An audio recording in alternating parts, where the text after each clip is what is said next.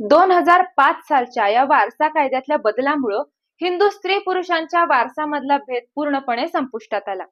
मला जर विचाराल तर केवळ हक्क आहे म्हणून गरीब भावाकडून स्वतःची आर्थिक परिस्थिती चांगली असताना सुद्धा दावा लावणं हे काही योग्य नाही, म्हणजे नैतिकदृष्ट्या योग्य नाही.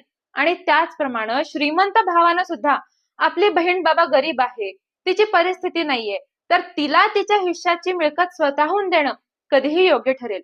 आणि म्हणूनच कायद्याच्या वाटेनं जाण्यापूर्वी प्रेमाचा, नातेसंबंधांचा, कुटुंबाचा, स्वतःच्या गरजांचा आणि मुख्य म्हणजे इतर सगळ्या आवश्यक गोष्टींचा सारासारपणे विचार करणं फार आवश्यक आहे.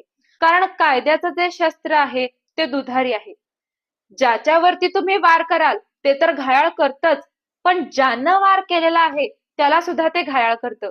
त्यामुळं कधी कधी शस्त्र न उगारता सुद्धा विजय मिळू शकतो, हाही